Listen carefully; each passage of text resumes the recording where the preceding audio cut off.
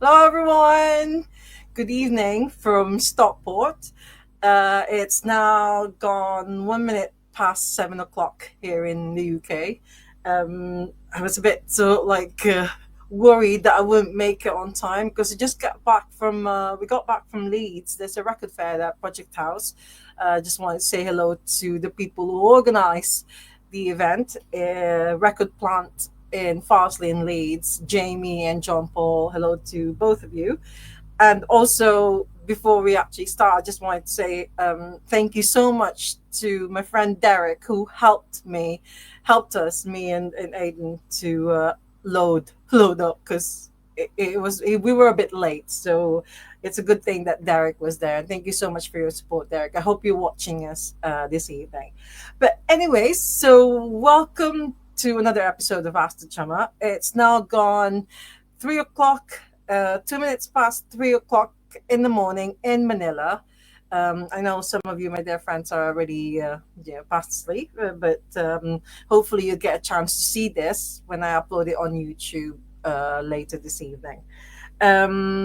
Right, so as always, Sunday is my favorite day of the week because I get a chance to uh, have a nice chat with awesome drummers. And this week is actually my guest for this week. I saw his band at St. Mary's in Stockport, and I believe he's a local lad. He's from Stockport, which I'm really, really pleased about. And the band also from Stockport. And they've already got like a massive following. I saw them supporting Riding the Low, which is Paddy Considine band. And you should have seen the crowd from when they were performing. They're unbelievable. It's really, really good. And I'm glad that he said yes to guesting on Ask the Drummer. And he's here now. So, my dear friends, please welcome Edward Gibbins. Yay! Hello, Ed. How are you? I'm okay, thanks. How are you? I'm fine, thank you. Good evening. Good evening. And I'm really sorry that we're a bit late because I normally like to send the link about 10 minutes before we go live, just to make sure that everything's fine. I think we still managed to go live at 7 o'clock anyway, so Yeah. that's yeah. So how have you been since that gig at St. Mary's? Good, yeah. We've just still been working away, still rehearsing like we do every week. Just enjoying it. And well, actually, is it next week or next weekend? Yeah, next weekend we've got our yearly band Christmas do, so that'll be fun. Oh wow, we, we where is it? Well, we just pick somewhere in Manchester and we all go out with our crew. So we take like our sound engineer and a couple of photographer and videographer friends that do a lot of work for us. We Oh, I see. take them out for the evening and just enjoy ourselves. So that's coming up next weekend. So I think we're all looking forward to that. Okay, so it's really mainly bands and friends and things. Yeah. It's not like a gig for everyone. No. It's just a nice thing just to repay them. A lot of our friends like do a lot of stuff for us without us paying them because they're all so lovely and they're just supporting us and trying to help us reinvest all Yeah. into the band and stuff. So we like to try and show a bit of love back every so often. Oh, And yeah, I think oh, the Christmas do has been a really good way of doing that, which is quite nice. oh God, that's really lovely. Have a great time. You recently had a gig at the Soup Kitchen as well. Yeah, that was great. I've not played Soup Kitchen before, and they've done a bit of rebranding and they've sort of dropped the kitchen. I don't know why they've just called Oh, it Soup now, which is fine. But they've done it up a little bit, and it's quite nice. And I actually saw a friend of mine play there a week before we played it, and yeah, it was good. It went really well. yeah, Yeah, yeah. fine. Well, do you know, I meant to go to that gig as well, but now it's like all these clashes. It seems like all the bands I wanted to go and see, they play at the same time. Yeah, there was quite a few I bands. mean, Like, yeah, well, I'm really sorry about that. I will, try and see you in the new year. yeah, I've got to support Stockport bands because yeah, now that I live here in Stockport as well. yeah. But I'll keep anyways, you posted. I'll keep you informed. yeah, thank you so much. So, welcome to Ask the Drummer. episode 193 is all about you, Edward Gibbons. So I should Ed, yeah, Ed is Yeah, Ed is good. Ed or yeah, Edward's fine. yeah, okay. So like I said earlier, you're born and bred in Stockport. Is that Yes, right? yes, that is correct. Okay, so that's good. And this, when I was doing my script, like last week, no, a few days ago, Mm. I found out that all the band members were actually born in Stepping Hill. Is that Yes, right? yeah, we were all born in the same Stockport hospital. It was kind of like a jokey thing that we introduced like on our first couple of singles that we did. Our my press releases always had that line in it somewhere. It was kind of became a bit of a gimmick, like all born in the same Stockport hospital in the turn of millennia and all that. It just became like a bit of a joke. But yeah, no, it's true. Yeah. It's true. Okay. Yeah, we all So, went to school together as well. We went to the same high school. That's how we all knew each other. And me and the front man George, we were in our first band together. I've been all playing with right. George for a long time now, so yeah, Yeah, it's quite yeah. nice. So, what was your Stockport? What was Stockport like when you were growing up, especially the music scene in Stockport? Yeah, it was good. There's a lot of different opportunities for young musicians to get into it. Like I said, me and George, our first band, got the chance to perform in one of these like Battle of the Bands type competitions that they were running sort of between the schools in the local area, and we ended up then winning the Stockport one and moving up to like a Manchester more like based one. So a lot of the different bands that won their individual ones, then there was a Manchester one, and that was at Band on the Wall. So I was about just before they made it big as well. I was still when it was like a smaller venue, and that so like I think it was like the second or third performance I'd ever done was at Band on the Wall. Yeah, which was I quite love that venue. It's a brilliant place. I love great. Band on the Wall. Um, Being from Stockport, I mean, this is a question. I wanted to ask you this because Yeah. we moved here. Well, I moved to Manchester in 1996, so it's nearly 30 years since I came to Mhm. Manchester. And but we moved to Stockport in 2008, so I've been here for quite a few years now. Yeah. But one thing that I keep hearing from Stopfordians, as you're called, Yeah. people from Stockport, yeah. Yeah. So, do you consider yourself from Cheshire or are you from Manchester? Oh God, it's a hard question. No, I mean, yeah, I guess. I mean, I've always just said I'm from Stockport. I've never been someone who's like says they're from Stockport, but then or actually says they're from Manchester when they live in Stockport. I think it's like a bit of a war, is it, between like Cheshire, Lancashire? Yeah, but no, I'm Stockport away. Stockport, yeah, yeah. Because it's like that meme. I've seen that meme plenty of times. So, when someone's saying from Manchester, I think, come on, honestly, Yeah, Manchester, there's you're like from Stockport. There's a Stockport. clear. Yeah.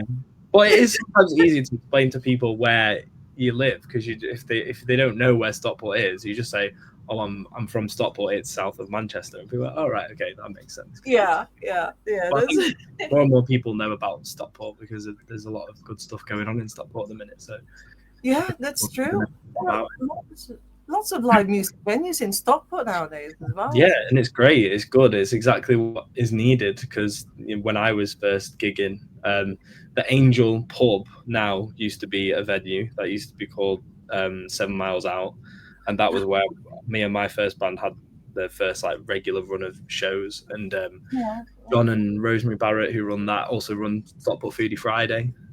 So they obviously do a lot of work in Stockport, and yeah, Yeah. that was like the first place that we were really playing. And then yeah, it was obviously like the Spinning Top was still about at that time as well. And Oh, yes. Yeah. yeah, and Yeah. there's a couple of new ones popping up around, which is nice. It's what it needs. It's what young musicians in Stockport need. They need somewhere to be able to go and play and make mistakes and play in front of smaller crowds, and so they can work harder to go to bigger ones. And it's a natural order of things. It's the way it should be. There should be a natural progression for musicians. It's good to see in Stockport there's more places that people can play and stuff. It's good. Yeah, that is right. Well, before I ask you about the bands that you were in, I just wanted to ask you first about your your background. Are you from a musical family? Yeah. I would say it's quite a musical family. My mum plays piano.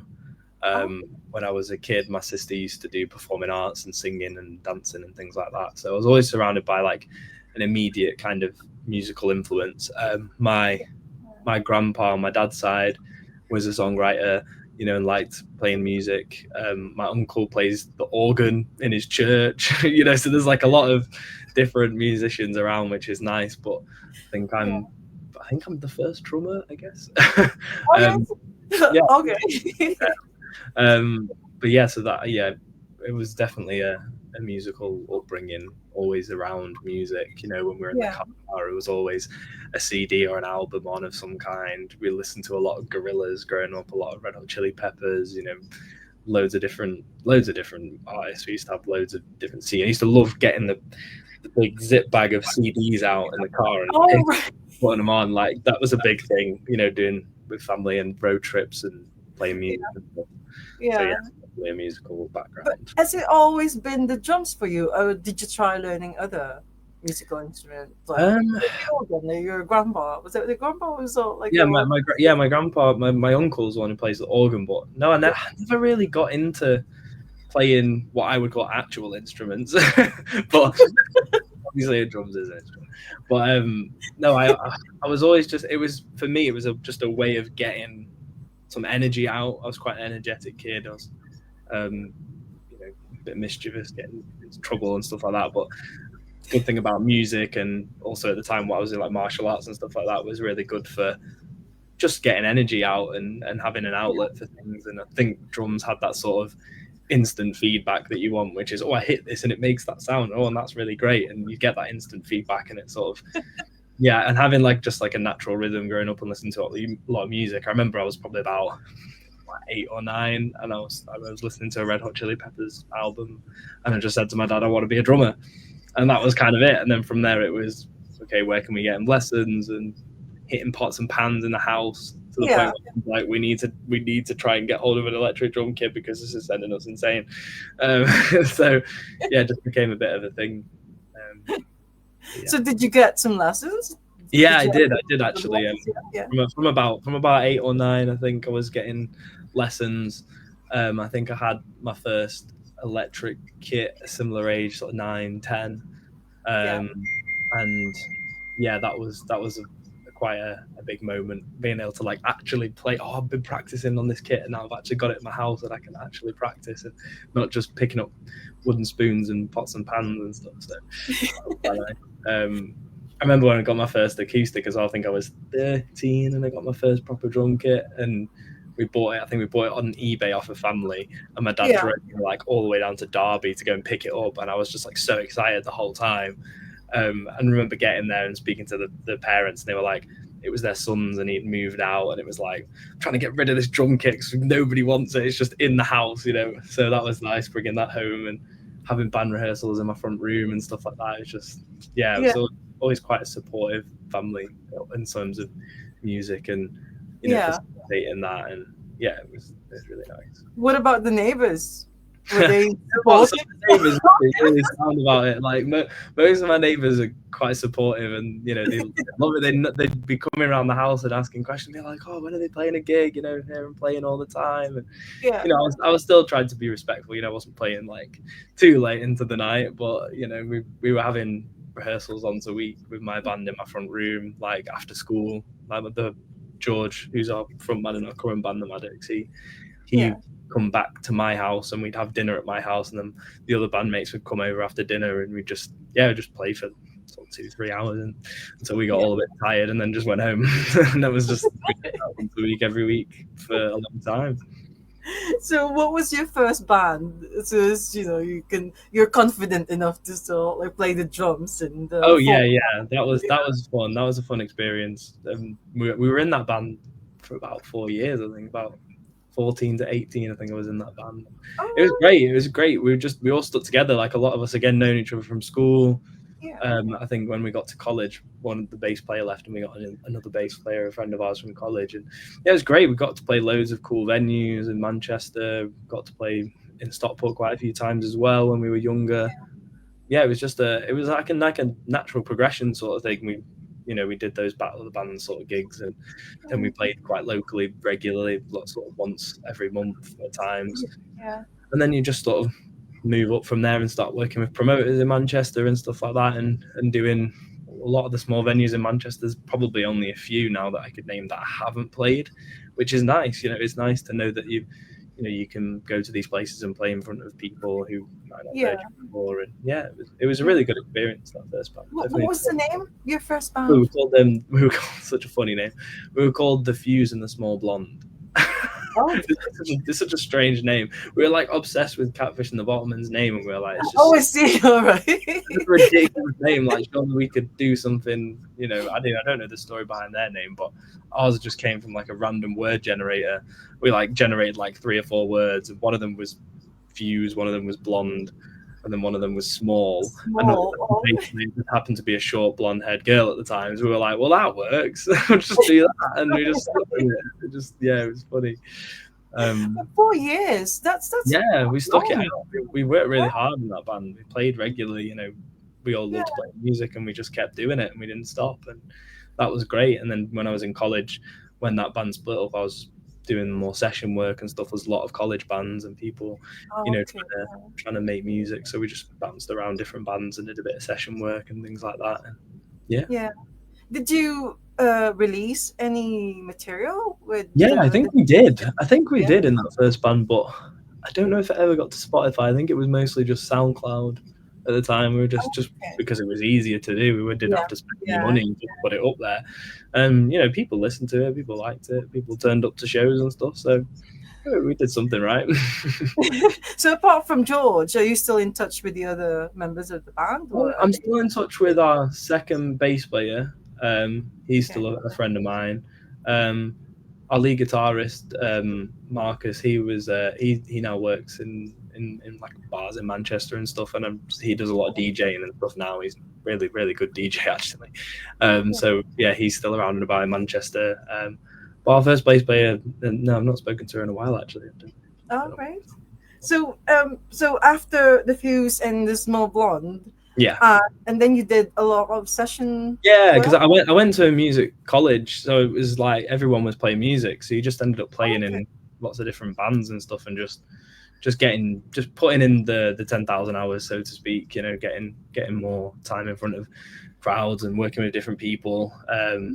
Played in another band towards the end of college and university called Curb Club, which put a song out, but for one reason or another that didn't quite work out. I think we were just really struggling to get into rehearsals because people were based in different parts of the country, and it was difficult to pull everybody together. But from that band came the Maddocks afterwards, because George was playing bass for me in Curb Club, and my friend Mikey, who's one of our photographers, he was one of the band members, and we got George playing bass for us because we couldn't nail a bass player down, because every single time we got a bass player they moved on to something else, or they were already playing in like 3 or 4 or 5 bands, which is quite common with bass players. And George was like, I fancy picking up bass, and he'd not been playing in a band for a while at that point, so it was nice to get help, sort of give him a bit of a hand to get back into music. And then we just kept playing, and then from that band, Curb Club ending, sort of a few months after that, it was just me and the current band members all just sat around just talking and in a pub one day, and we were all moaning about life and and just going on playing music again. Let's form a band. I wish we were all just playing music, and then we were all just sort of went, why don't we just do it then? And we ended up, we had a couple of jam sessions sort of early 2022, and in those first 2 rehearsals we wrote the first 2 singles the band released, and we were just like, this is good, we're gonna keep doing it. It's always been the 4 of you. So me and George have, like I say, been on and off played together for quite a long time, but Siobhan and Alex Tollerfield, we call him Toller because I know loads of Alexes. Those 2 I also went to school with, and George was in a band with them sort of while I was in Curb Club. There was like a crossover between the 2 bands, and that band split up, and those 3 were still sort of talking about music and what they were going to do, and I was like, well, me too. And again, after George playing with me again for a little bit, it was like, oh well, this just sort of makes sense. It was just quite natural coming together, really. It was sort of just very natural in terms of its formation. It's not like you ask for you and George formed a band and then auditioned some of the musicians or something. So it just sort of like came together. It just sort of naturally came together. We were all wanting to play music again, and all of us were either just out of a band or not been in a band for a while. So it was like, Yeah. we were all sort of ready. Where did the name come from? What does it mean? Anything? The Maddocks? Yeah, it's a weird one with the Maddocks, because I can't actually remember where it came from. I remember somebody saying it at a party or something. I can't remember what the actual relation to it was. I'm trying to remember the story, because every time we get asked this question, Siobhan tells the story. Like when the band gets interviewed, she tells the story, and she tells it so well that I just can't even remember how it happened. I remember there was some sort of like it was a name that was sort of floating around for some reason. I think it might have been like just it was related to somebody, and it just sort of, we were all out for somebody's birthday, and somebody said that name, and I was like, oh, that sounds like actually, now I'm thinking about that, sounds like a band's name, and we just sort of ran with it and stuck it together. But yeah, I actually can't remember for the life of me where it actually came.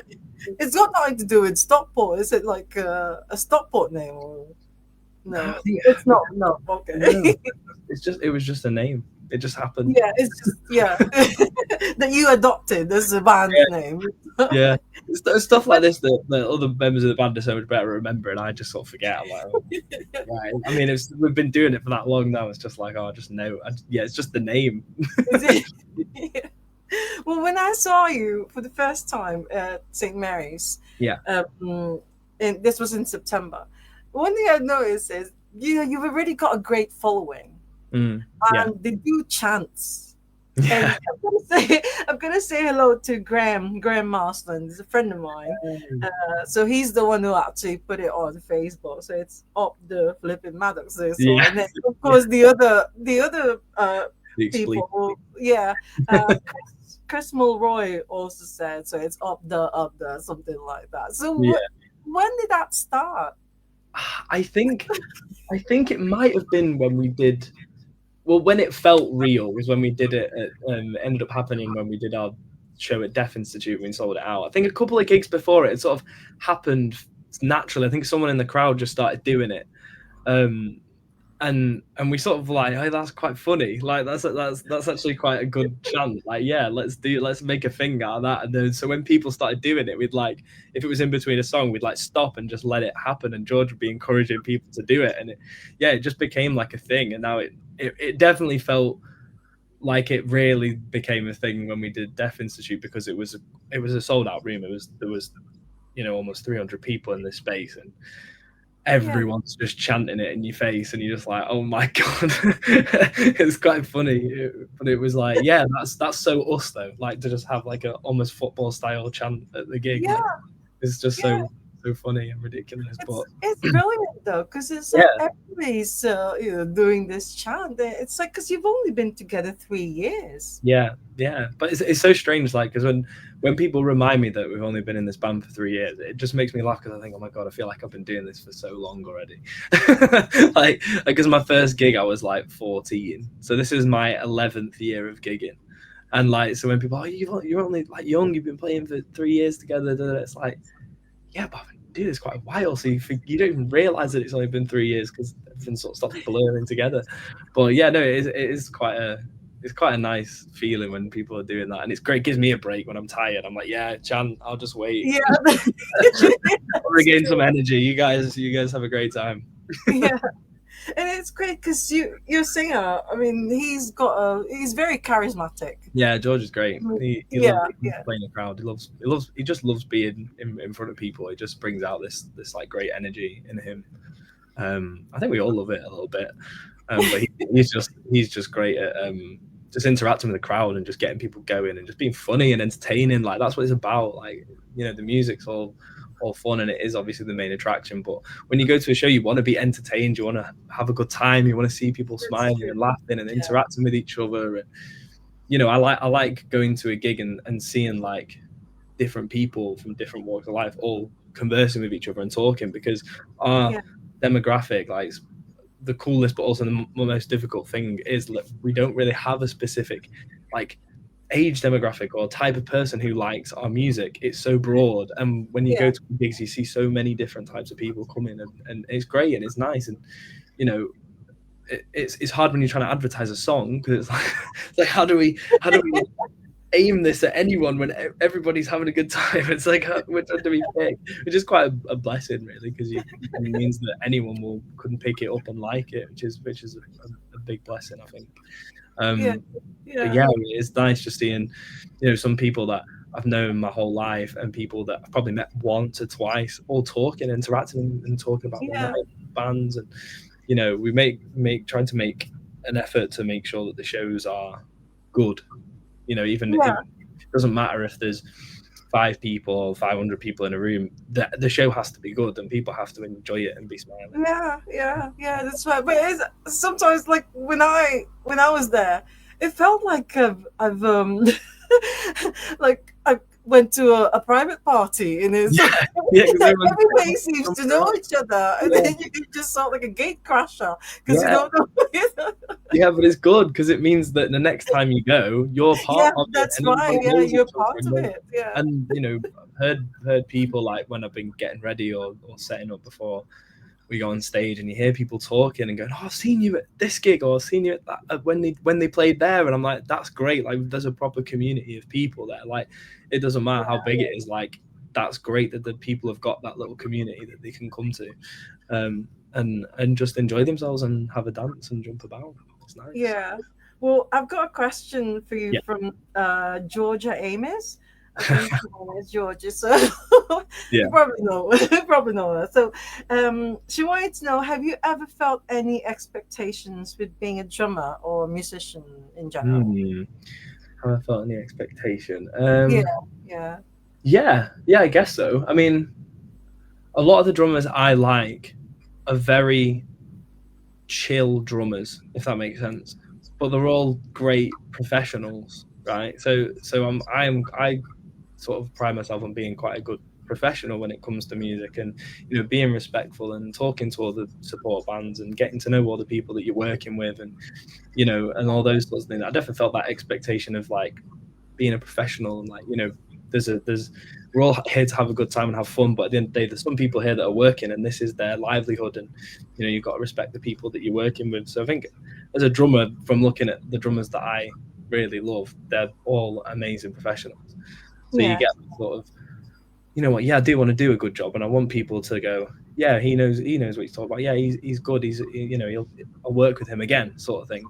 But I yeah, think yeah, when it comes to being on stage, I think one thing that I love about the band members that I'm with is there's no expectation. You just do what you can do when you can do it. And if you're having a great day and you're on it and you're 100% there, go crazy on stage and bang your head about and really enjoy it. But if yeah, you're really yeah, struggling, just do what you can do. And we're all really good at supporting each other in that yeah. sense. Like, the soup gig was a perfect example of that for me, because I had been ill all week up until that gig, Oh, and I was like, no. no, I just have to get through this. I just have to survive, even though I love the gig, and I know I'll do it again. But there's that thing of, like, okay, I might not be as, like, quick to make a comment on the microphone like I normally would be, or I might not be super smiley and, like, interacting with people as much, but I'm still going to be that professional, and I'm still going to, like, put on a performance and be proud. Yeah, yeah. Because the show must go on. It doesn't really matter, Yeah, Oh, not like it doesn't matter, but even though you're in pain or anything, yeah, you've got yeah, to. So, like, yeah. Safe to say, I did um, not last very long at the after party that night. I did not. yeah. And I Well, was like, I'm done. George's actually got a follow-up question again to the expectation. So how have you balanced this expectation with your own identity? Oh, wow. Um, yeah, really good questions. Yeah, Um, I guess it is a hard one, because I'm quite I'm quite a driven person. I like to put my all into things. I like to make sure that I'm doing a good job and that I'm supporting the people around me, whether that's my work, whether that's my family or my friends or whatever. So I guess the balance in it isn't that difficult, because it's just who I am. That's just who I am. I'll turn up for people, and I'll do my best on a gig day, and I'll do my best when I turn into work, and I'll do my best if a friend needs a hand. Like, that's sort of like you don't have to balance something if you're not putting it on. Do you know what I mean? It's not an act. That's just what I'm like, you know. Yeah, So yeah, yeah. I guess I don't really struggle with balancing it because drummer Ed and Ed outside of drumming are one and the same thing. I That's guess. it. I think Yeah, that. yeah, yeah. Before we actually continue, I just want to say hello to Ian Amos. Ian said watching in Leamington Spa. Yes. That's Ian and Diddy. So yeah, you've got a song called "This Is Why We Can't Have Nice Things." Yes. This is for me. This is really, I don't know if it's a Stockport thing because I remember hearing this one when I went to the Strawberry Studios. They did a gig about these Strawberry Studios, people who recorded there, Yeah. and it was in March. And Mm. I vividly remembered this one. I don't know which came out first. I think your single came out first, but I remember Peter Holt saying this in front of Yeah. the crowd. This is Yeah. why we can't have nice things. So, It could be a Stockport thing. It really could be.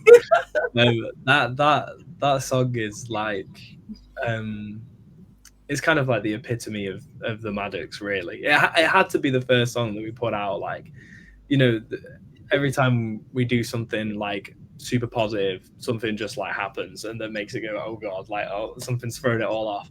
That song actually came about because when we write songs in the band, a lot of the songs come from this list that we have. It's like a shared note that we all add to, and it's basically like these one-liners that we hear, like people say or people do things, and we write it down, and things that are just like silly or stuff that might sort of tweak a part of your brain. You're like, oh, that was funny. Like, what did they just say? And we just write stuff down in this note. And this yeah. particular one was, I think it wasn't even like, it was probably like the third or fourth rehearsal we'd ever done. And we were doing it on like a Sunday, and we were all there for lunch, and we'd just been and bought a load of stuff in. And George was having a pot noodle, and Toller was talking about this new rug that we had in the rehearsal room, and he was like, oh yeah, like this rug's like dead nice, da da da. And George dropped his pot noodle onto the rug and spilled it. And if you go far back enough in our Instagram, there is still a photo of moments after that happening. I think it was either me or Siobhan took the photo, and we were laughing so hard. And Toller just turned around and went, this is why we can't have nice things, because stuff like this happens. And we went, oh my god, that is so good. Like, and we just wrote it down.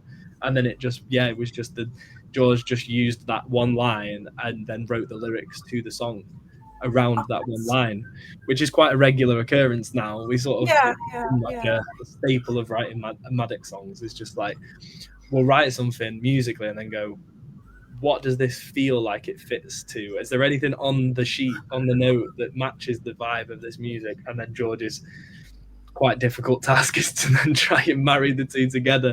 There's a lot of the songs are from that page and that notes out.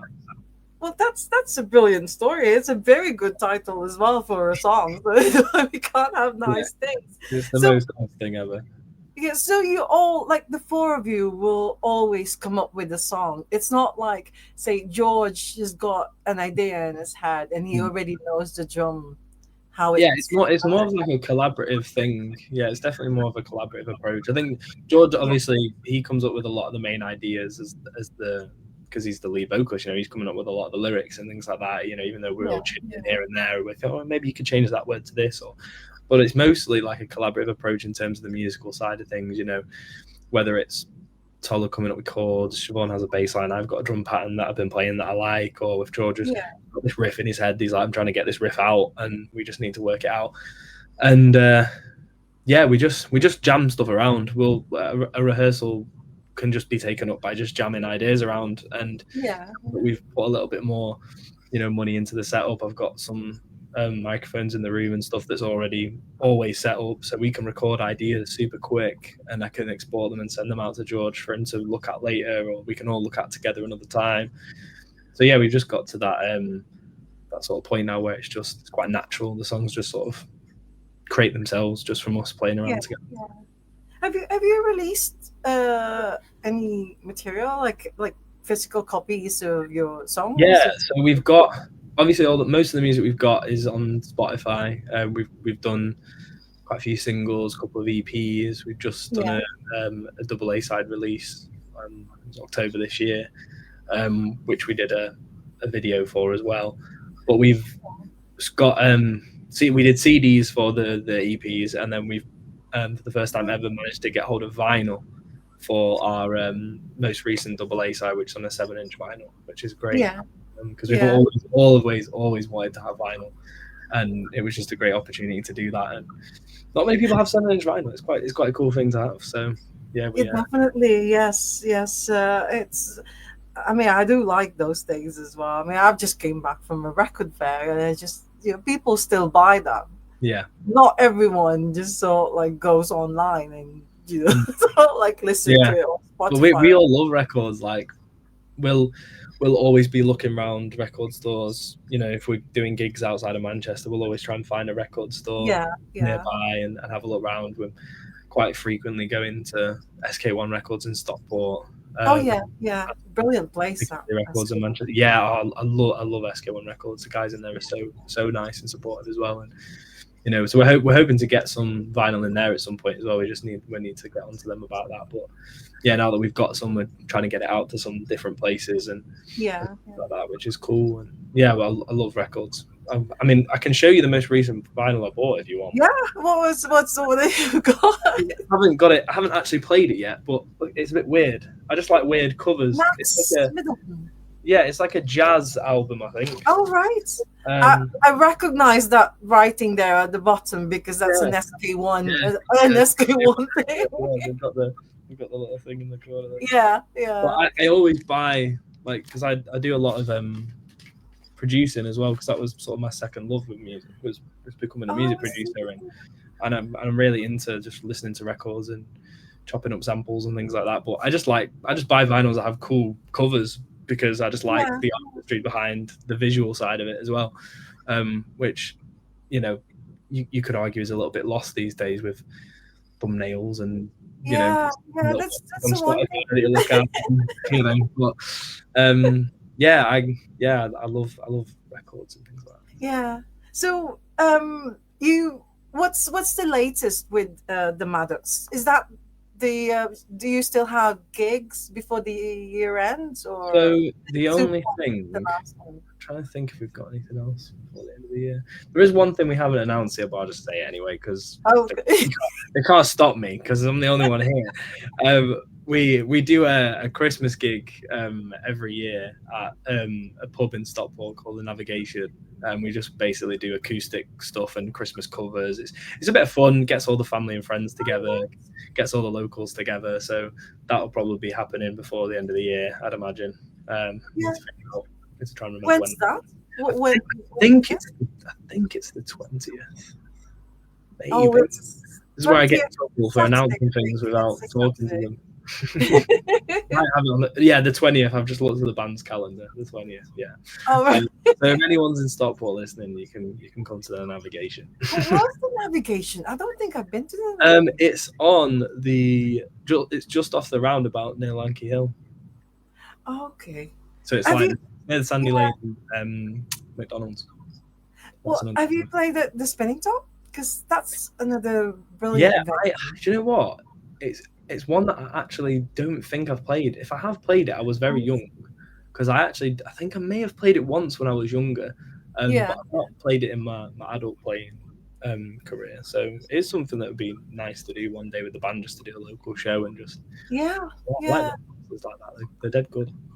Yeah, I love that place. I mean, they always have things there every weekend, and if you wanted to just go, and because I love going to live music and everything. I mean, I like listening to records and CDs and things, but nothing can beat you actually seeing bands. It is honestly the best way to absorb music, and that's coming from someone who mostly grew up listening to CDs and didn't really start gigging and didn't start watching gigs until I started gigging. So it's one of those things, like, until you know about it, until it's something that becomes part of your thing, you don't really think about doing it. But it is honestly the best way to absorb music, because you're not just on your own listening to your headphones. Like, you're in a room surrounded by everyone. You've got all these people, and everyone's absorbing Yeah. it at the same time. Yeah. And Yeah. it's a great way of getting into music. So you still go and see other bands? Oh And, yeah. yeah. Do you go on your own, or do you go with the band members? Do you go Yeah, with I'm band? either or. I've gone to gigs on my own before. I've gone to gigs with friends. The band, yeah, we quite Yeah. frequently go to gigs that are put on by the promotion company that we work with in Manchester, the Pentatonic. They do a lot of gigs in Manchester that are grassroots level. So Yeah. yeah, we do a lot of go to a lot of gigs because it's just nice to show out. It's nice to be nice. It's nice to watch music. It's nice to talk to people, and yeah, it's good. Yeah. Yeah. And do you watch the drummers?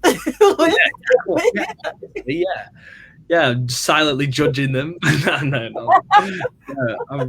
I like watching other drummers. I like picking up little bits of like inspiration and going, I like the way that he did that, or no, I've never thought to play a fill like the way she did, or like it's good to do that and speak to people. And my favorite one was went to see one of my friends not too long ago, and her session drummer is usually like a metal drummer, and she said, yeah, I'm just sort of doing this for the fun of it. And I'm like, you're a metal drummer, and it was like an acoustic-y sort of how would you describe it? Like singer-songwriter style music.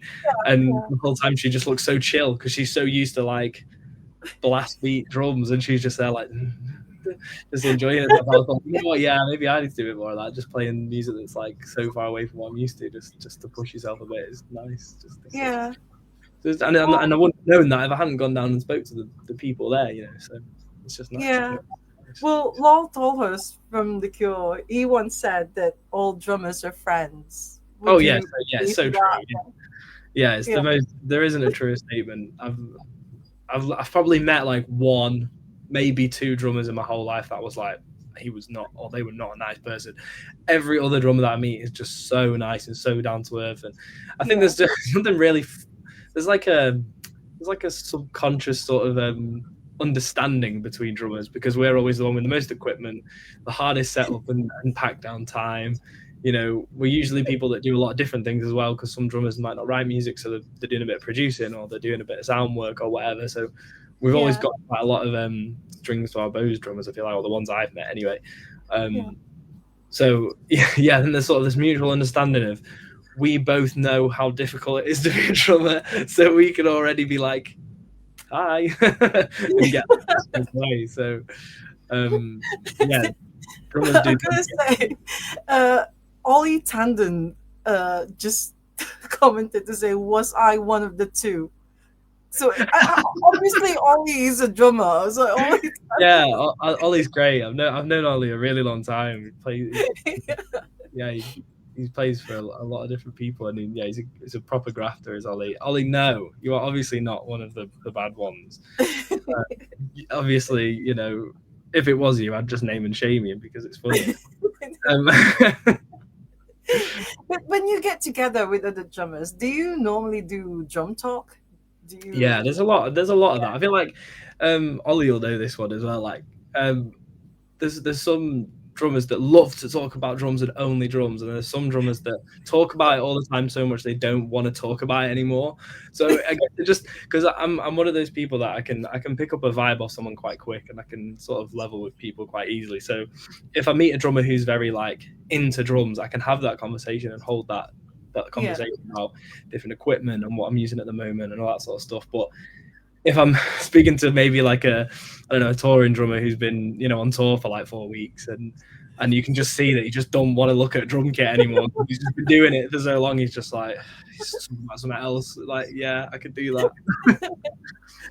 Can I just ask you about your drum kit? I don't really ask technical stuff because I know nothing about drumming anyway. Yeah. But your the one thing that I've discovered is with different brands, like various brands of drum kits.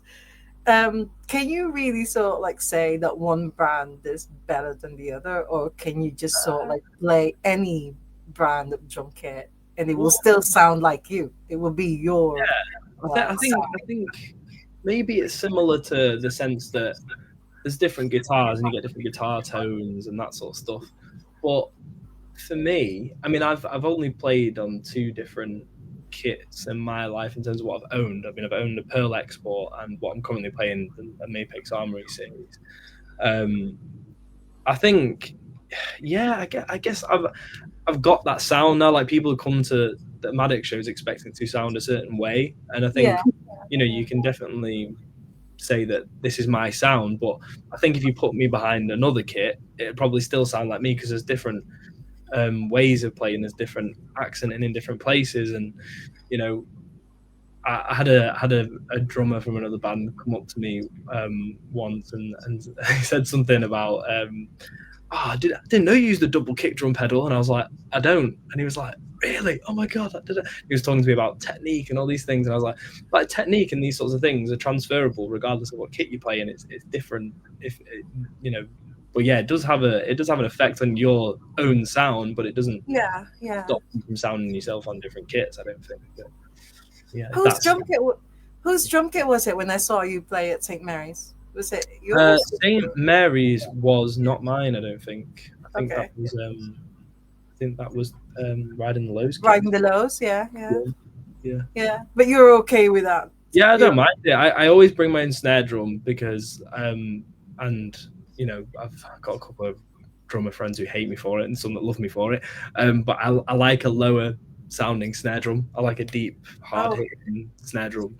So with mine, because it's a brass snare drum, you can give it a bit more, to make it sound a bit deeper. So I like that sound. So I'll always take my snare drum. I'll always take my kick pedal because I know how to work it. I know how to play it in a certain way.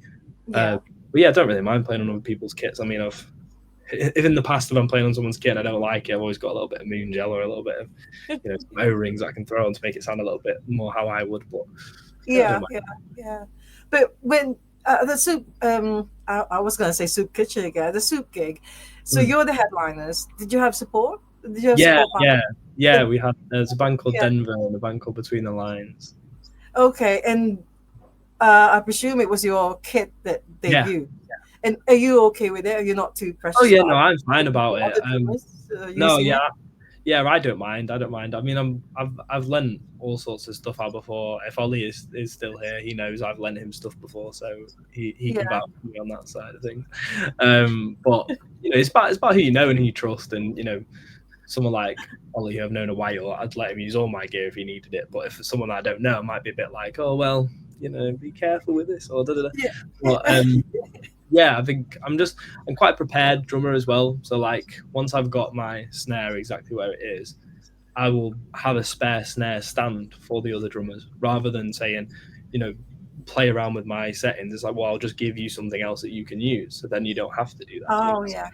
I sort of do stuff like that to try and help the other bands and try and help me because it means that my setup's going to be quicker when I'm on stage. And again, it all links back to being a professional and wanting the gig to run smoothly and those sorts of things, and saving seconds here and there is really useful for changeovers and stuff like that. Yeah. And do you tune your own drums or do you have a drum tech? Yeah, I do all my own tech. Always have done. Apart from when we did Academy 3, actually, I think Ted, who's a lead singer for a band called The Wares, who are also a Stockport-based band, he was helping out with the tech and stuff. He helped me a lot in that gig because it was a very quick changeover and stuff, so it was nice to have another pair of hands just to help me set stuff up. So, but yeah, in terms of tuning and looking after my own equipment, it's all me. Yeah, I just want to say hello to Vicky Amos as well. So, Vicky, thank you for all joining. The Amoses are in. My family's sat around watching. when you're not gigging or when you're not with the band, what keeps you busy? Other things. A couple of different things. Like I say, I love my music, so I'm always listening to music. I'm always listening to records. I produce my own music as well, so I did that at university, so a lot of beat making, a lot of mixing and mastering and things like that. I like video games. Play a lot of video games. And spending time with friends and my girlfriend. But have you released your own solo material? I have done in the past. I haven't done anything in a long time. just because I got busy with other things and life gets a bit busier. Yeah. It was a lot easier when I was at university to do some releases because I was at a music university and I was studying music production. So I could link the theory with all what I was doing in my own music together. So one of the projects, I think, as part of like a final dissertation, I had to produce an album. So I thought, well, I've produced this album, I may as well just release it. So I ended up releasing it. A lot of the music I don't really like anymore, but it's still there. It's still accessible.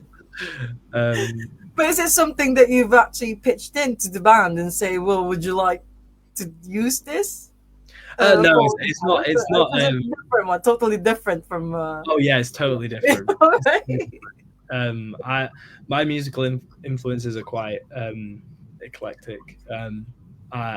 I love a lot of indie and a lot of rock and a lot of the classical sort of stuff on that side, like you know, Stone Roses, Oasis, and all that, those sorts of bands.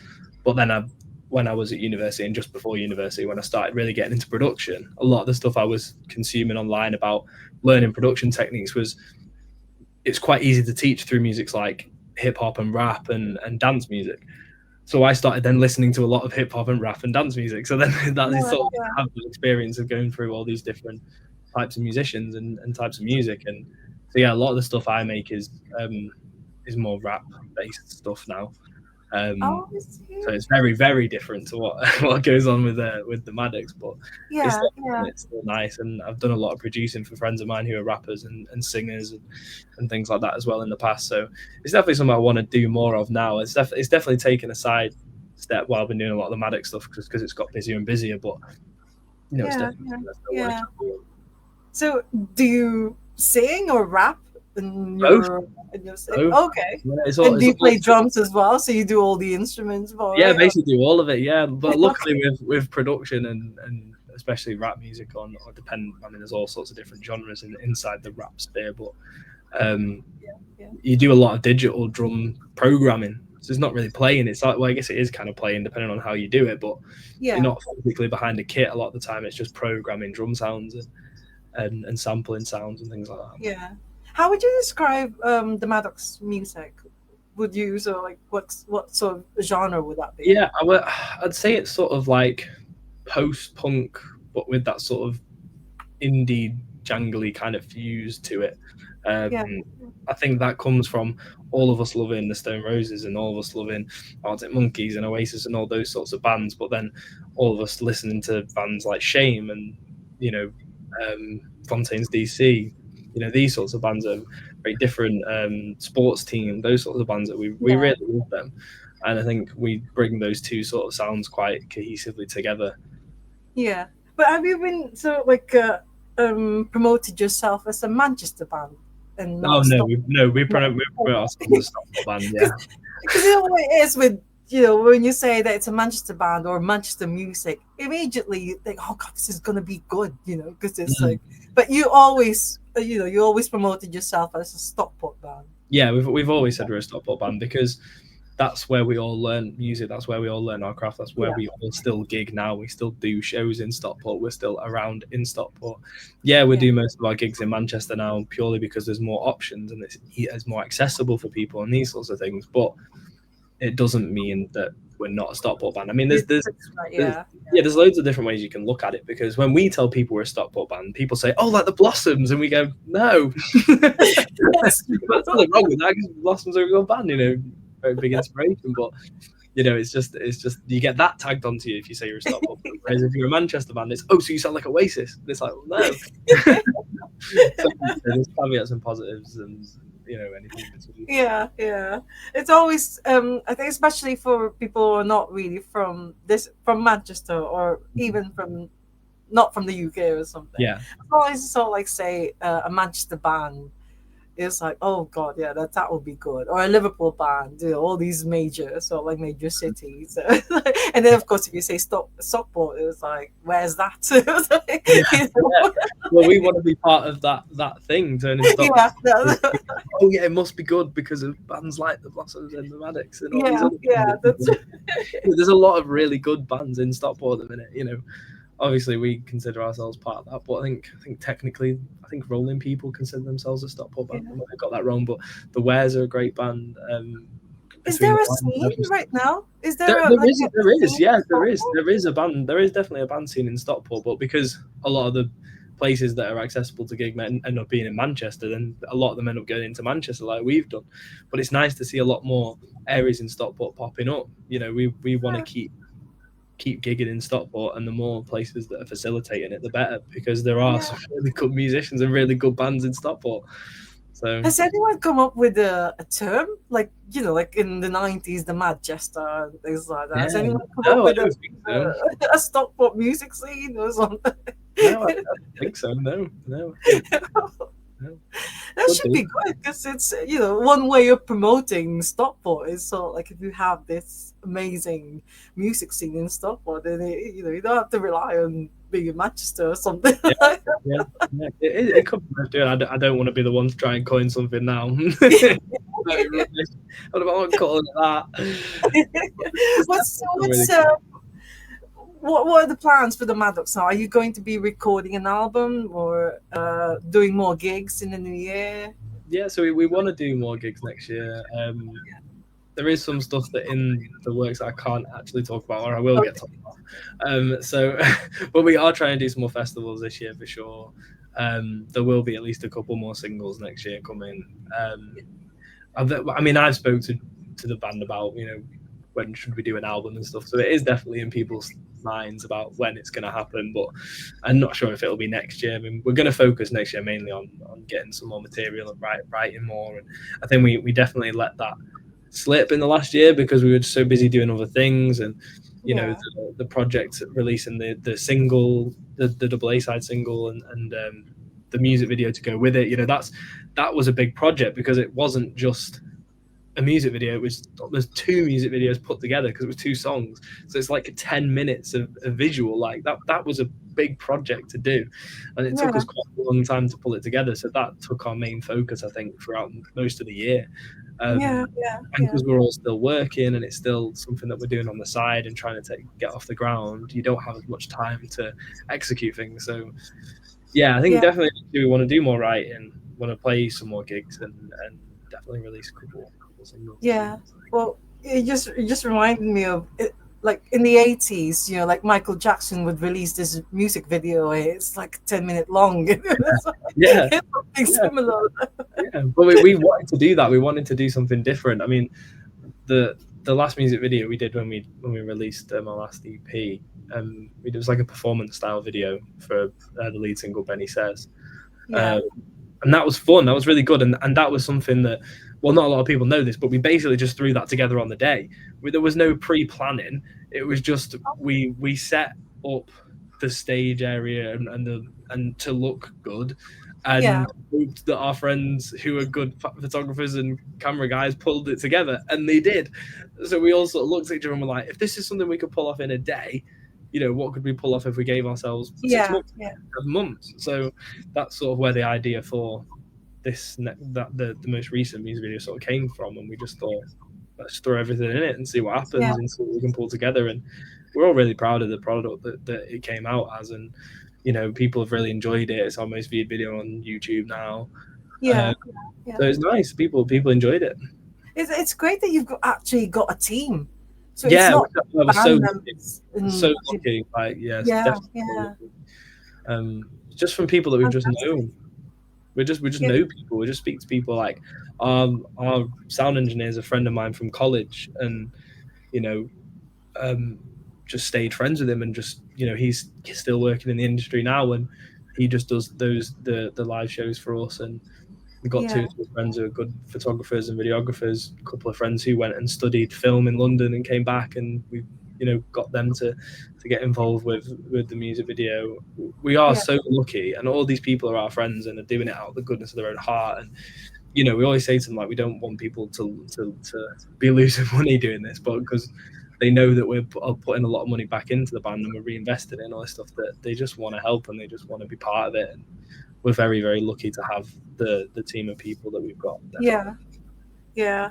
No, that's so any exciting things that you wanted to tell everyone for next year? So what are we going to be expecting from the Maddocks God. next year? Oh, I don't know. I don't know. What can I say without getting in trouble?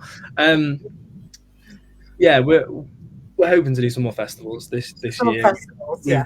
We've got one that looks like it's definitely going to come together, which will be a nice one for us. I think the Yeah, fans will be happy to know about that when it comes around, but just gotta wait before that gets sorted out. yeah, yeah. And you're But all active on social media anyway, so and anyone yeah, who wants to like follow the band, just yeah, follow social media pages. yeah. It's just at the Maddocks band on Yeah, everything. It's yeah, yeah. CKS rather than OX because I've had a couple of people do that. I can't find you on Instagram, and I'm like, this is how you spell it. Oh yeah. Yeah, yeah. Um, It was actually, I thought it was like Mad Dogs or something, like Mad Dogs.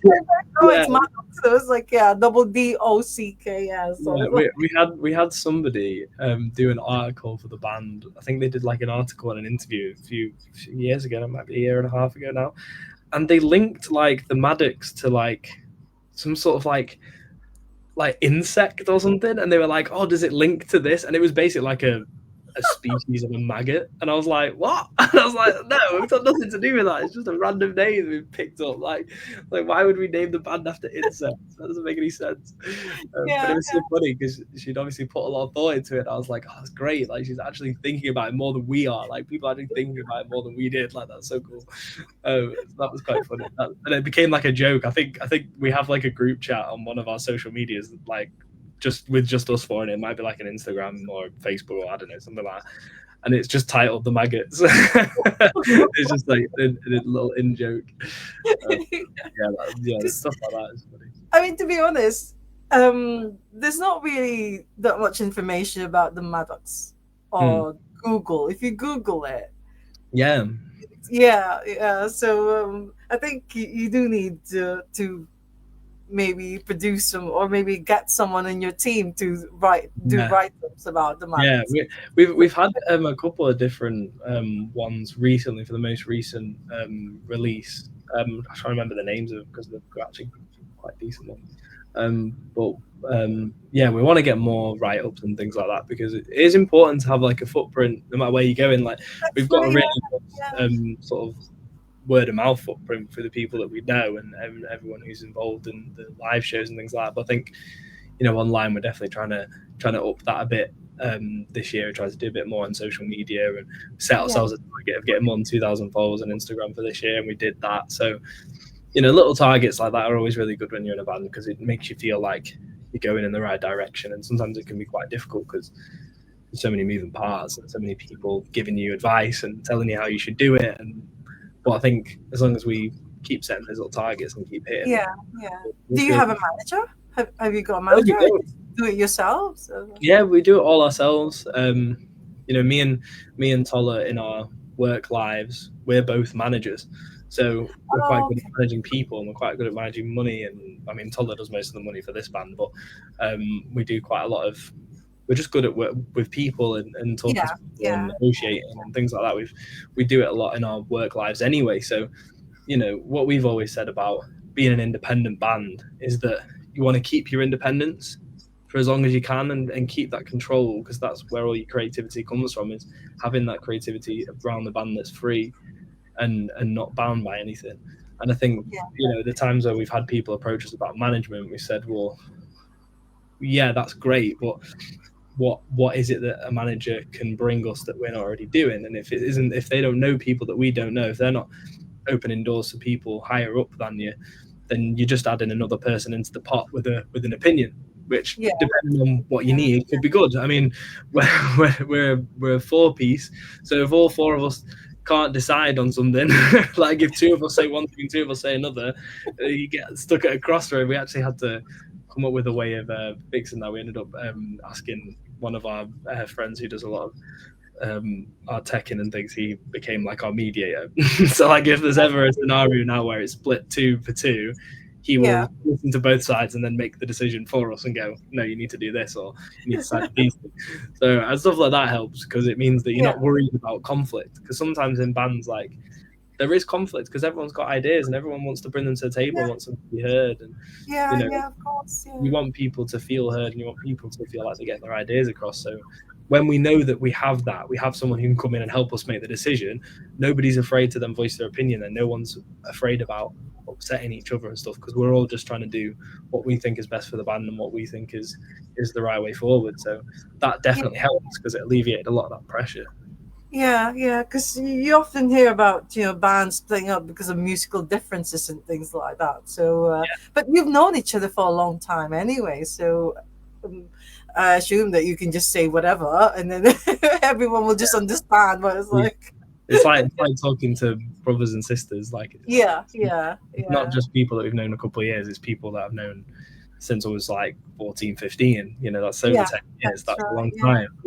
And they sort then they say something about if you've had a friend for longer than 7 years, you're likely to have them for your whole life or something like that. It's like these are people that I hope will be in my life for a very long time. So yeah, of yeah, course I'm yeah. going to say what I think if we think we can come to the right conclusions on things. Yeah, definitely. Yeah.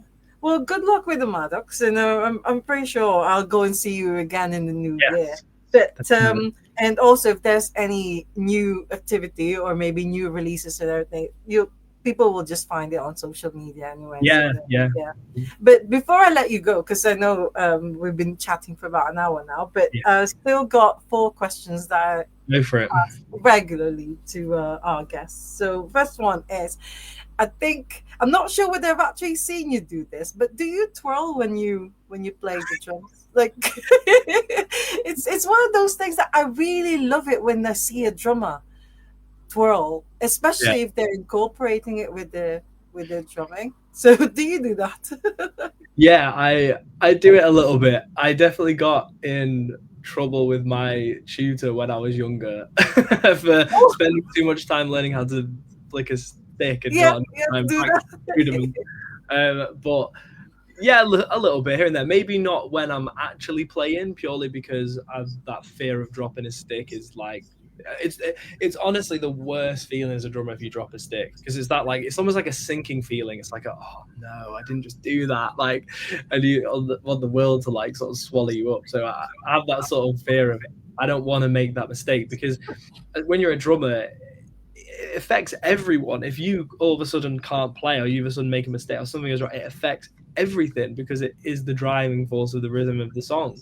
So sometimes if George hits the wrong note, or Shiv isn't right with the timing, or Tola just misses a strum on one of the chords, you can kind of play it off and play an extra note, or play something closer or nearby that you can then get back to the main rhythm. Like, you can sort of adjust around it. But as a drummer, if you're out of time, everybody now sounds bad.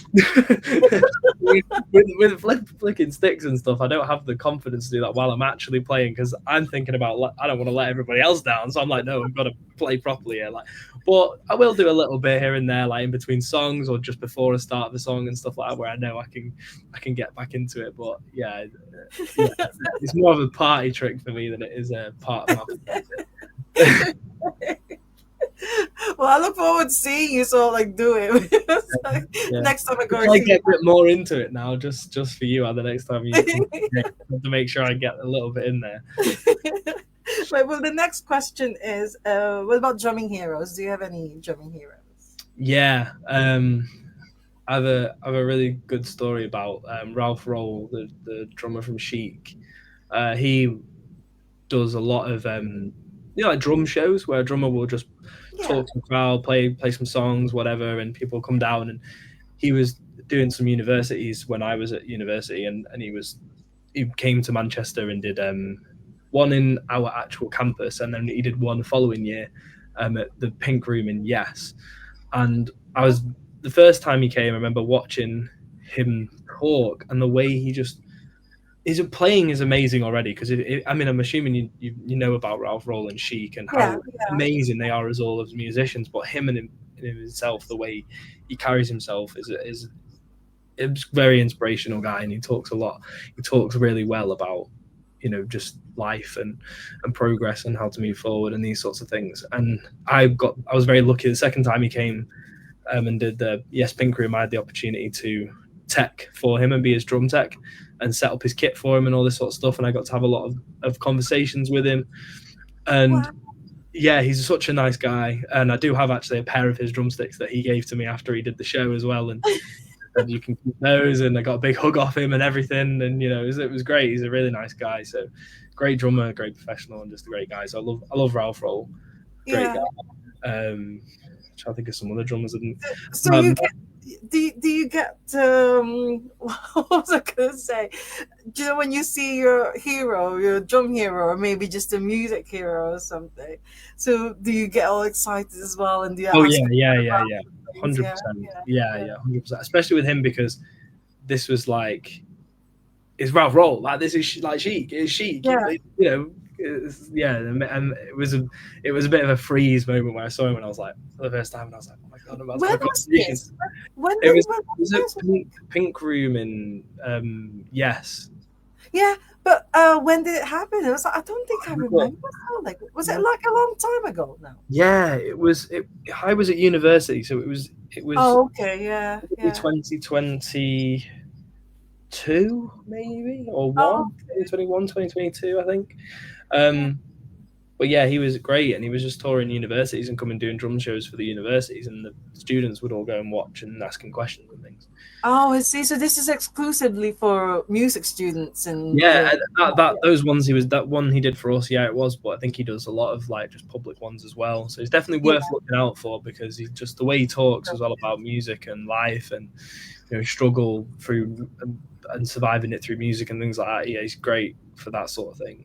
When I was growing up, I loved Tony Royster Jr. as well. I don't know if you've heard of him. He's a brilliant session musician, session drummer in America. He played for some very, very big artists in America. And I remember watching him on YouTube when I was a kid, and seeing him playing and just like lighting up this stage, just soloing on drums. And yeah, he's again that sort of real professional like sound and professional approach to gigs. And I think I had a lot of like really professional kind of influences, I guess, just those sorts of guys who really loved what they did but didn't take it for granted and worked really hard while they were doing it. But yeah, I think in terms of sound, I think I was influenced a lot by Chili Peppers and like that, but more recently sort of Tom Cole from Fontaines DC. Fontaines, great drummer. Yeah, that's right. What was I gonna say to you now? I forgot, because when you mentioned Tom Cole from the Fontaines, because I've met him, I've seen them play. I've seen them as well. They were brilliant when I saw them. Yeah, and I think I've asked him on Facebook, but I'm not sure whether it's actually him who runs that Facebook page. So okay, so you've been. Yeah, it would be nice to have him on the show. Yeah, it'd be a great one. I'd love to watch that one. Yeah. You've been playing since you were 14, you said. So it's like a long time that you've been playing drums. Yeah, I've been gigging since I was 14, but I started drumming when I was about 8. So I've been playing a long time. It's like hard to remember life without being behind a kit. Is it? I should have asked you this earlier. So to you, drumming is like a natural thing. It's not, even though you had drumming lessons and things, it's already natural. It's in you, isn't it? Yeah, definitely. Like, listening to CDs in the car with my parents and buying CDs off friends and things like that, and playing them on my stereo at home, and just that feeling of like the music sort of like hitting you in a certain way, and you just can't stop moving. And I had that natural rhythm, and I used to love dancing when I was a kid. I mean, I was so full of energy when I was a kid. I was bouncing off the walls. I think my parents were just happy I was doing something sat down. I wasn't running off somewhere and getting in trouble or whatever. But I just loved it. It's just everything about picking up a pair of sticks. It was just like, it felt like where I was supposed to be. It still does feel like what I should be doing. Yeah. Because I always say that drummers are born drummers. Yeah. For sure. Yeah. Okay, so you've been playing drums for a long time. You've been gigging for a long time as well. Have you ever had any what I call drumming disasters or accidents? So Yes. Yeah, I remember my first band. We were playing this little like function room, um, in Cheadle. Me and the bass player and our sound guy, who's still my sound guy now, we were all at college and uni, and maybe it probably was college actually. And we got in touch. This guy got in touch with us about playing a show there, and then we sort of said to him, "Oh, like we'll do some more gigs for him. We'll put on some shows for him." We started doing some promoting for him, but we did the first one with our band, and I yeah, remember playing kit and being like, "Oh yeah, actually, it's a really good gig. This I'm having a great time." And then all of a sudden, just couldn't hear my kick drum anymore, and I thought, "Oh, what's happening here?" I'm putting my foot down, I'm not hearing anything. I looked down, and the beater on my pedal had just flown off, and I couldn't see it. And I was oh looking down like, where's it gone? yeah, To the point where George turns around because I'm not playing anymore, and I just like clapping. So he started clapping, and everyone's doing the song just to claps. And I'm like, okay, I've probably got about 30 seconds to find this beater on this stage, put it back on, and then pull it back up and start playing again. So I'm frantically looking around the stage. I've got picked up my phone, I've got my torch on, I can't find it anywhere. I think one of my friends might have seen it and pointed it, and I went over and grabbed it and put it back on, but it needs like a drum key to tighten it. And yeah, my is always on my actual keys, so I'm then like looking for my keys on stage, and then finding them and tightening it, and then just about got away with it, to the point where like a couple of people were like, "Oh, that was a bit strange moment when everything kind of started clapping." But it kind of worked. People enjoyed it. I was like, "Yeah, that wasn't planned. That was a complete disaster."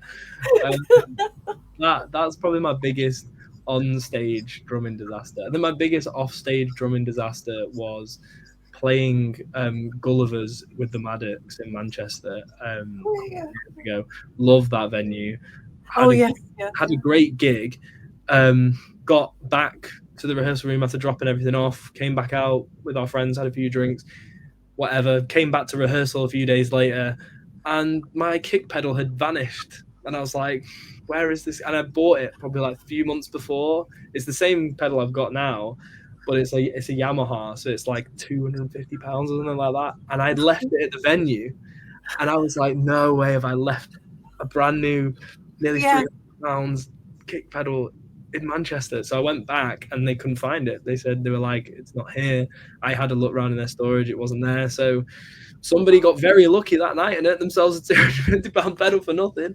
oh my Because I god, messaged all the bands and nobody knew where it was, and I just had to suck it up and buy another one and just put it down to experience and go, never doing that again. I'm going to make sure I've got everything. It's always kick pedals with yeah, me. Really. It's always kick. yeah. Never had any problems with anything else. Yeah, it's just with being a drummer. There's so many bits and parts of the drum kit that you have to make sure that you pack up. And sometimes, see, like when I see a drummer do that, I don't want to interrupt them and say ask for a photograph or a signature or whatever.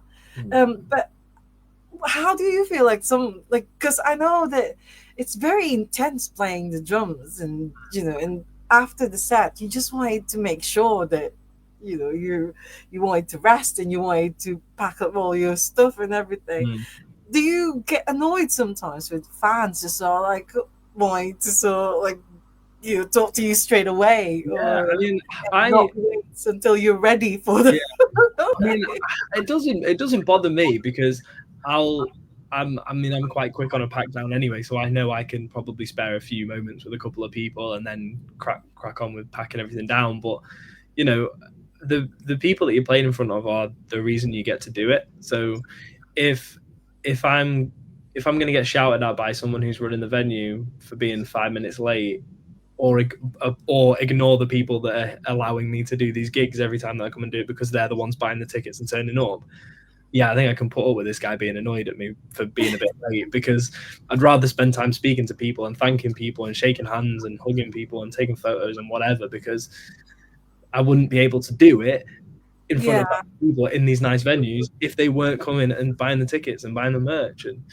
it's not a cheap thing anymore. Like gigging, it's harder and harder for people to put on gigs because venue hire is so expensive, and it's harder and harder for people to buy tickets because the cost of living is so high. And so, That's true. when we get people in a room, we're very appreciative of all the people turning up, because it's not a cheap hobby going to gigs. It really isn't. I'll always make time for people, and I'll, always want to speak to people if they want to speak to me, and if they want a set list, they can have a set list. If they want a conversation, whatever it is, like we'll chat to people and give people the time of day, because they've given us the opportunity to play on the stage at the end of the day. But do you get recognized now in Stockport or in Manchester? Do people sort of like come up to you? This is like, say you're walking down the street, or maybe just having some say, a little bit, and not very much, because like you say, we've not been around that long, but we are quite around. We're around in Stockport quite regularly, so like certain people will recognize us who know us through the band, and people will recognize you but not know why, which is quite funny, because obviously I've seen you before. So. We put our posters up as well when we do a gig, so some people might recognize me without even knowing who I am and not even coming to a gig. They're just like, I swear I know who you are. And I'm like, have you seen me on like an A3 poster somewhere? Because that's probably how you know who I am. But it does happen every so often. Like, it usually happens in a pub, or when you're just like shopping or whatever. It's happened twice. And again, you don't mind people, so like, because it's your off day. I mean, you're not there as a band member. Say you're just there for a drink or something, so you don't mind people. No, I don't mind it. I always like talking to people, because like they only see you in a certain context. So when they see you outside of that context of playing, they're like, oh my god, that's actually a person. You can speak to them. I can actually have a conversation with them. It's not just going to disappear. So I don't mind speaking to people. I've done it before. I remember the first time I ever got recognized for music, I was in the band I was in before this one, called Curb Club, and I was in I think it might have been the Magnet in Stockport, the pub, and I was in there, and one of the bar ladies was like, "Oh, I know who you are," and I was like, "Okay," and it was just really weird feeling, because I didn't even think about the fact that she might have seen me gig before, because I just never been recognized before, so I didn't even put two and two together. I just thought, okay, you might just know somebody who knows me, and she was like, "No, you're in a band," and I was like, oh yeah, and we're really like a small band. Like, we weren't playing very big shows. Like, we've just done like, we've done like 3 or 4 gigs in Manchester, and I was like, oh my god, like, you actually know who I am. That's so funny. And we just had a quick conversation about it, and she was like, yeah, I'm coming to your gig next week, and I'm like, oh, cool. That's brilliant. And it was very cool and chill, quick interaction. So it was like, whatever. And very often, so when someone does recognize you want to chat to them and be like, this is when I'm not behind a kit.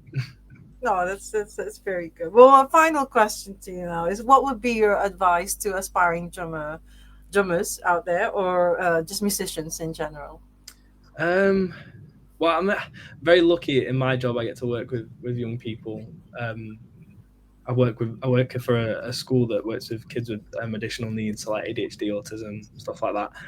So I'm very lucky that I get to work with young people quite a lot, and I get to pass on my limited knowledge to people, which is quite cool. But what I always say to them, which I think is probably very true for music as well, is just do your best and just be yourself, and don't worry about, you're going to have a lot of people give you advice in life. You have a lot of people tell you which way to go, but as long as whatever you're doing feels right for you, then you'll be just fine. There's so many amazing musicians out there doing their own thing, doing it in their own way, whether they're, an A-list celebrity, or whether they're just someone who plays a bit of jazz in a local pub. It doesn't matter, because we're all just playing music because we love to play music. And, if you just do what's right for yourself, then you won't do too badly. Yeah. Oh, that's brilliant. Well, thank you so much, Ed, for guesting on Ask the Drummer, and good luck with everything in the new year with the Maddocks. And as they say, up the flipping Maddocks. They won't use the expletive version. You'll hear that version, because past 9 o'clock, we could say that. All That's right. right. Well, thank you very, very much. No And problem. Thanks. yeah, like I said, good luck with everyone and big love to you and the rest of the band. To No, hopefully see thank you you. in the new year. Yeah, And thanks so happy much. Christmas. Happy Yeah, Christmas and wonderful you. Enjoy your party, your we will do. We with the definitely crew, will. with the band, with the crew.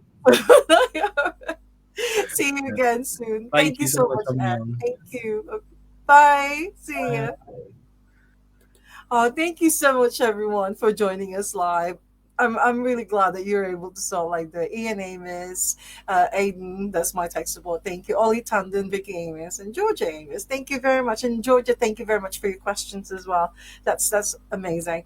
Right, so that's it. I want to say thank you so much once again to Edward Gibbons for you saying yes to Ask the Drummer. Once again, it's like local ads. Like this is from Stockport. I do love Stockport because I've been living here for a long time now, since 2008. So yeah, I feel like I am part of Stockport now. So, right. Well, next week I won't be here because I'll be doing this Shack tour. I mean, I'm not part of the tour, but I just love Shaq so much. I saw them in London last Friday. They're absolutely amazing.